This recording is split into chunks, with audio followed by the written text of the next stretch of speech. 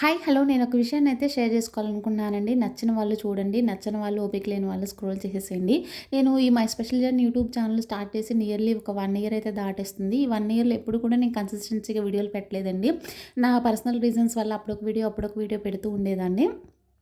ఏంటంటే ఇప్పుడు నాలాంటి వాళ్ళకి యూట్యూబ్ అనేది కొత్త రూల్స్ తీసుకొచ్చేసింది.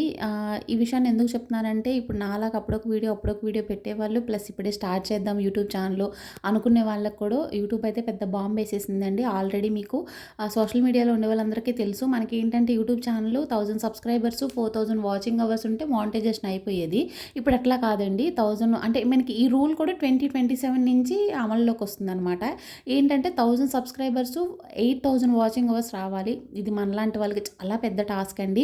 ఆల్రెడీ సక్సెస్ అయిన వాళ్ళు, ఒక పొజిషన్‌లో ఉన్న వాళ్ళకైతే అది ఏమంత ఎఫెక్ట్ అవ్వదు. కానీ ఇప్పుడు స్టార్ట్ చేసేసి కొంతమంది సబ్స్క్రైబర్స్ వచ్చేసినాక మనకేంటంటే కుదరక ఏదో సమ్ రీజన్స్ వల్ల ఇంకోటి ఏంటంటే మన వీడియోస్ ఎవరు చూస్తారు, మన ఛానల్ ఎవరు చూస్తారు, ఎవరు సబ్స్క్రైబ్ చేసుకుంటారు అనే ఒక నెగెటివ్ థింకింగ్ కూడా ఉండేదండి నాలో. సో దానివల్ల కూడా నేను కొన్నిసార్లు ఒక వీడియో పెట్టినా ఎవరు చూడకపోవడం, అట్లా ఒక చిన్న డిసప్పాయింట్‌నెస్ ఉండేది. సో అట్లా ఎప్పుడు అనుకోకూడదని నాకు అర్థమైంది. నాకైన జ్ఞానోదయాన్ని మీతో షేర్ చేసుకుంటున్నాను.